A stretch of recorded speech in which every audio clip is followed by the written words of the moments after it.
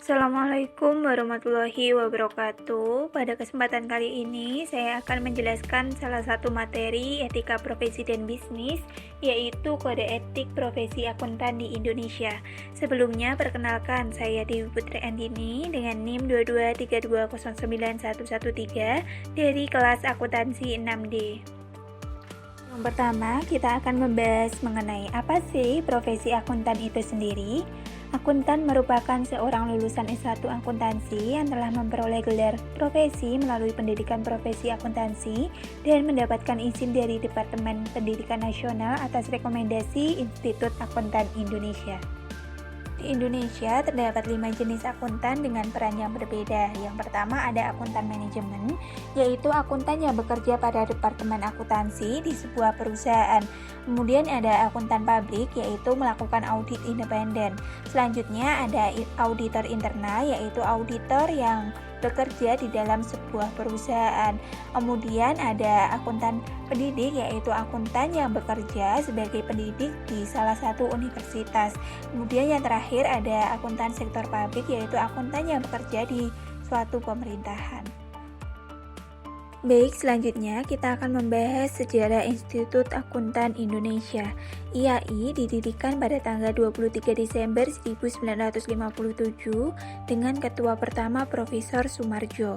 Pada saat itu hanya ada 11 akuntan di Indonesia. IAI berkembang menjadi organisasi profesi yang mengatur ribuan akuntan di Indonesia. Mengapa etika itu penting? Profesi akuntan pernah mengalami krisis besar.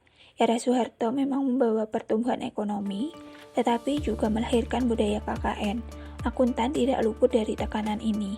Ada tekanan untuk menutup mata terhadap praktik-praktik tidak sehat demi mempertahankan klien atau jabatan. Di Indonesia, budaya KKN dan konflik kepentingan menjadi tantangan besar yang harus diatasi dengan kode etik yang kuat. Kemudian munculnya kasus Enron yang mengalami kebangkrutan karena manipulasi laporan keuangan. Dan yang lebih mengejutkan, Arthur Andersen, salah satu KAP terbesar dunia, terlibat dalam kasus ini dan akhirnya bubar. Ini membuktikan bahwa tanpa etika yang kuat, reputasi yang dibangun puluhan tahun bisa hancur dalam sekejap. Setelah kasus-kasus besar ini, kepercayaan publik terhadap akuntan menurun. Untuk memulihkan kepercayaan publik, profesi akuntan membutuhkan 4 hal dasar. Yang pertama ada kredibilitas. Masyarakat membutuhkan kredibilitas informasi dan sistem informasi. Kemudian ada profesionalisme. Profesionalisme bukan hanya soal gelar atau sertifikat, tetapi soal sikap dan perilaku. Seorang akuntan profesional harus bisa dipercaya, kompeten, dan selalu mengutamakan kepentingan publik. Kemudian ada kualitas jasa. Klien membayar jasa akuntan dengan harapan mendapatkan kualitas terbaik. Tidak ada toleransi untuk pekerjaan asal-asalan. Satu kesalahan dalam audit bisa berakibat fatal bagi perusahaan dan stakeholder-nya. Kemudian yang terakhir ada kepercayaan. Kepercayaan adalah aset paling berharga bagi profesi akuntan. Sekali hilang, sangat sulit untuk mendapatkan kembali. Struktur kode etik IAI terdiri atas 4 bagian. Yang pertama ada prinsip etika sebagai kerangka dasar aturan. Kemudian yang kedua ada aturan etika sebagai pedoman perilaku, interpretasi aturan etika sebagai penjelas detail, dan yang terakhir tanya jawab sebagai panduan praktis. Menurut IAI 2025, ada 5 prinsip dasar etika untuk akuntan. Yang pertama ada integritas, yaitu bersikap lugas dan jujur dalam semua hubungan profesional dan bisnis.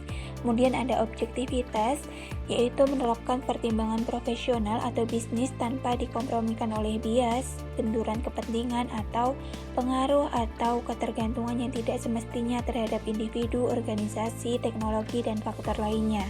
Kemudian ada kompetensi dan kehati-hatian untuk mencapai dan mempertahankan pengetahuan dan keahlian profesional dan bertindak sungguh-sungguh dan sesuai dengan standar profesional yang berlaku.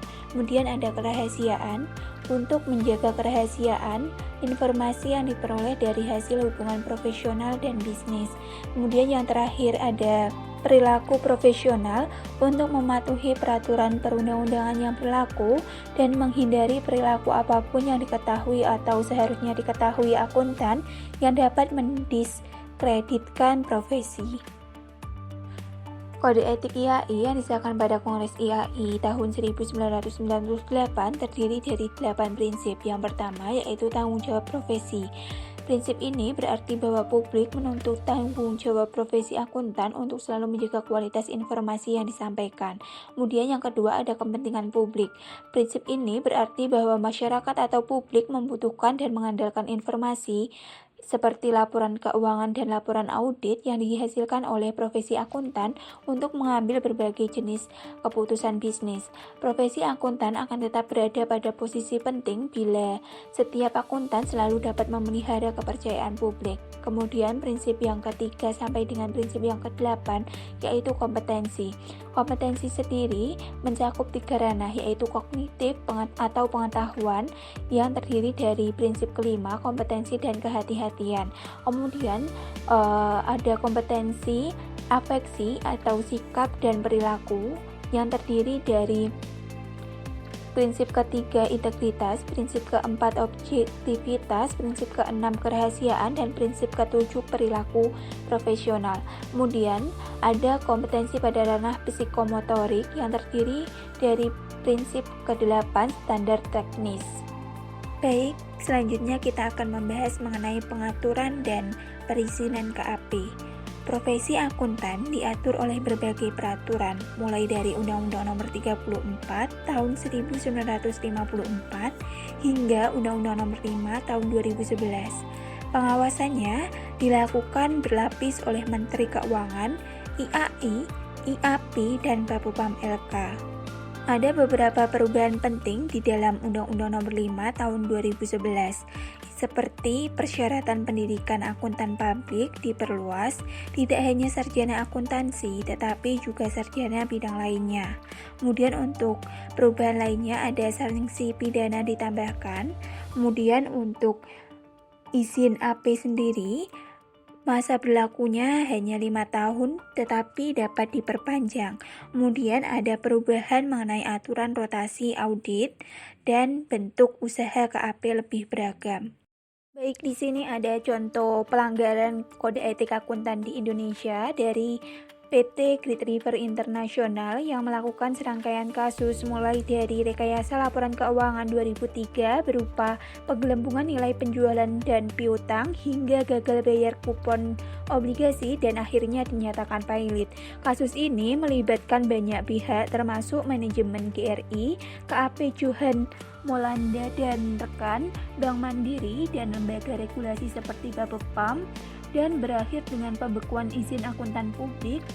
Dari kasus PT Great River tersebut ada beberapa pelanggaran kode etik akuntan. Yang pertama ada pelanggaran integritas. Akuntan internal terlibat dalam pencatatan transaksi fiktif tanpa bukti yang valid dan pemalsuan dokumentasi aset. Auditor eksternal juga melanggar integritas dengan tidak melaporkan temuan material dan berkolusi dengan manajemen untuk menyembunyikan kondisi keuangan yang sebenarnya. Yang kedua ada pelanggaran objektivitas. Auditor eksternal tidak mempertahankan independensi profesional akibat tekanan manajemen dan ketergantungan finansial yang terlalu dekat dengan klien, sehingga pertimbangan profesional dikompromikan oleh kepentingan pribadi. Yang ketiga ada pelanggaran kompetensi dan kehati-hatian profesional. KAP Johan Malonda dan rekan gagal menerapkan prosedur audit yang memadai dan tidak berhasil mendeteksi manipulasi laporan keuangan.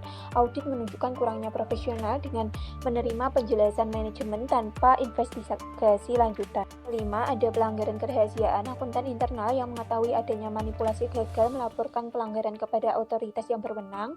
Auditor eksternal juga tidak mengkomunikasikan temuan material kepada komite audit dan regulator.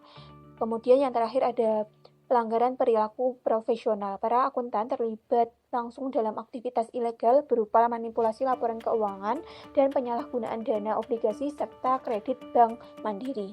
Kode etik profesi akuntan bukan sekedar aturan, tetapi fondasi kepercayaan publik. Setiap akuntan memiliki tanggung jawab besar untuk menjaga integritas profesi dan mengutamakan kepentingan publik di atas segalanya.